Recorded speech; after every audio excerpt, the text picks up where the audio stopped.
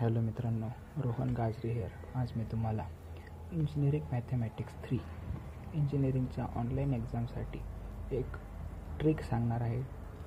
त्या ट्रिकनुसार आपण without any calculation योग्य पर्याय कसा निवडायचा ही ट्रिक बघणार आहोत. बघूया त्याची ट्रिक कशी आहे. समजा आता ही MCQ आपल्याला पडली. पहिले काय करायचं, त्याच्यात 3 स्टेप्स आहेत. त्याच्यानुसार पहिले सर्व पर्याय योग्य पद्धतीने वाचून घ्यायचे. त्याच्यातून पहिल्या स्टेपला जो पर्याय तुम्हाला सगळ्यात वेगळा वाटेल तो पहिले डिलीट करायचा. आता समजा 1/5 - a², 1/5 - a², 1/5 a², 1/5 a². इथे फक्त आता इथे दिसतं ना x, इथं फाय, इथं फाय, इथं फाय आहे, पण इथं x आहे एक्स्ट्रा, त्याच्यामुळं ही टर्म कट करायची. त्याच्यानंतर दुसरी स्टेप अशी आहे, त्याच्यामध्ये ह्या 3 ऑप्शन उरले ना, त्याच्यापैकी सिमिलर ऑप्शन जे की मोस्ट कॉमन आपल्याला वाटतं आहे का ते 2 सारखे ऑप्शन आहे, ते पहिले बाजूला काढायचे. आता समजा इथं कॉस आहे, इथं साईन आहे, इथं साईन आहे, त्याच्यामुळे हा कॉस आहे ती ह्या दोघांपेक्षा अनकॉमन झाली म्हणून ती कट करायची. उरले कोणते ऑप्शन B आणि C. आता ह्या दोघांमधून योग्य पर्याय कसा निवडायचा. आपण नंतर जी टर्म आपण बाजूला काढलेली किंवा ह्या 2 टर्ममध्ये ह्या दोघां टर्मची साईन बघायची, प्लस आहे का मायनस आहे. आता समजा ही दुसऱ्यांदा आपण ही टर्म बाहेर काढली, इथं एला काय आहे मायनस, त्याच्यामुळे ह्या दोघांमध्ये कोणतं उत्तर यायला पाहिजे, याला मायनस आहे. ह्या 2 मॅच होत आहे म्हणून उत्तर आपलं पाहिजे हे B. चला चेक करूया. क्वेश्चन 6.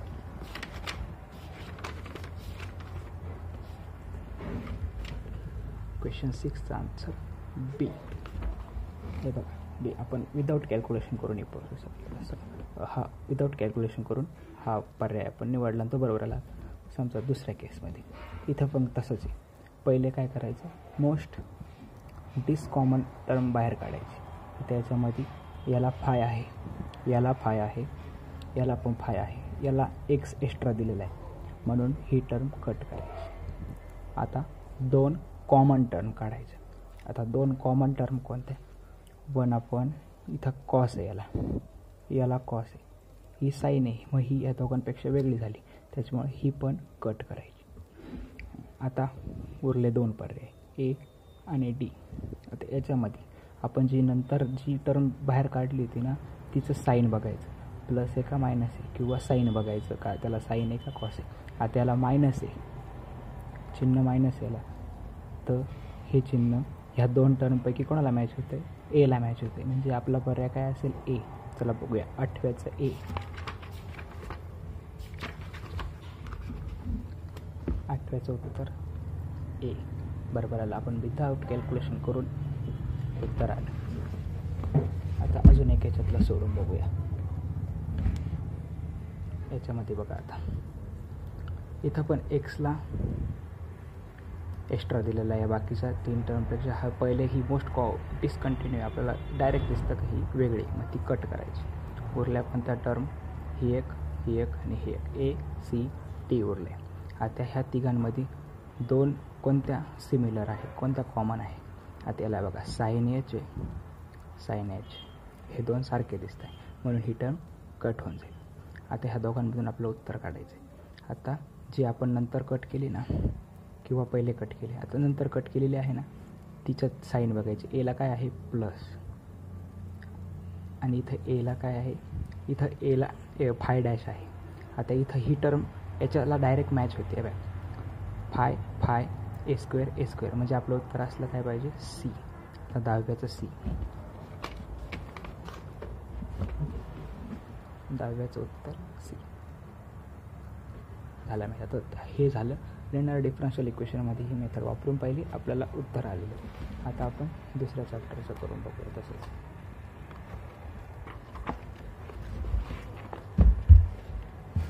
आता हा प्रश्न घेऊया.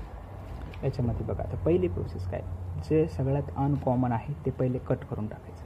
आता हा पर्याय सारखा दिसतो, हा सारखा दिसतो, हा फक्त इथं f(t) हा थोडा वेगळा वाटतो, पहिले तो कट करायचा. कट केला, त्याच्यानंतर 2 सिमिलर टर्म सापडायच्या. आता सिमिलर कोणते येणार आहे याच्यामध्ये?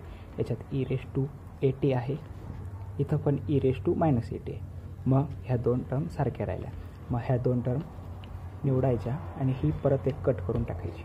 आता उरलेली आहे ना, याची साईन बघायची. याला काय आहे? मायनस. आता हे मायनस ह्या 2मध्ये कोणाला मॅच होतं आहे? ह्या टर्मला मॅच होतं आहे. म्हणजे आपलं उत्तर आलं काय पाहिजे? डी. आता बघूया, पहिल्याचं उत्तर डी.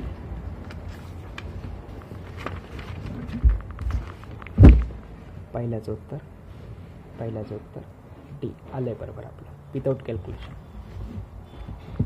आता हा सोडून बघूया. याच्यामध्ये आता तुम्हाला दिसतं डायरेक्ट का कोणती टर्म डायरेक्ट वेगळी आहे सगळ्यांपेक्षा. आता पहिली टर्म वेगळी, याला इंटिग्रेशन T2 0 to T दिलेलं आहे, बाकीच्या सर्वांना दिलेलं नाही. पहिले मग ही टर्म कट करायची. तर उरलं काय? 2 टर्म सारख्या काढायच्या. तर कशा काढायच्या? आता याला dt/dt, ह्या दोघांना t/dt आहे का? नाही. त्याच्यामुळे ही टर्म कट होईल, उरतील ह्या 2 टर्म उरतील. आता याचं साईन बघायचं. याला काय आहे? प्लस साईन आहे. मग उत्तर आपल्या दोघांमधून आलं काय पाहिजे? सी. बघूया 6व्याचं उत्तर काय. 6व्याचं उत्तर सी. आता आपण एक शेवटचं सोडून बघूया, त्याचं उत्तर येतं काय. त्याच ट्रिकने पहिले काय करायचं? विथ अनकॉमन टर्म बाजूला काढायचं. पहिले अनकॉमन टर्म, याला इंटिग्रेशन आहे, या दोघांना इंटिग्रेशन नाही. मग पहिले ही कट करायची. त्याच्यानंतर 2 सारख्या टर्म काढायच्या. आता याला d²/dt² f(t) आहे, ह्या दोघांना नाही आहे, म्हणून ह्या 2 टर्म तशाच ठेवायच्या. मग ही कट होईल. आता जी नंतर कट करतो ना, मग तिचं साईन कन्व्हेन्शन बघायचं. साईन काय? याला -1². आता सगळ्यांना माहिती आहे -1² उत्तर काय येईल? प्लस येईल. म्हणजे याचं साईन मायनस नाही घ्यायचं आपण, आता स्क्वेअर केल्यामुळे त्याचं प्लस येईल. ह्या दोघांमध्ये प्लस साईन कोणाचं आहे? याचं बघूया 7व्याचं उत्तर काय. 7व्याचं उत्तर ए. आता शेवटचं म्हणजे ह्या स्टेप्स लक्षात ठेवायच्या. पहिल्या स्टेपला काय करायचं? Select the most uncommon term. जी सगळ्यात वेगळी वाटते ना, ती पहिले कट करून टाकायची. त्याच्यानंतर काय करायचं? दुसऱ्या स्टेपला 2 असे ऑप्शन बघायचे का ते सिमिलर आहे, दोघांना सिमिलर वाटतं असेल.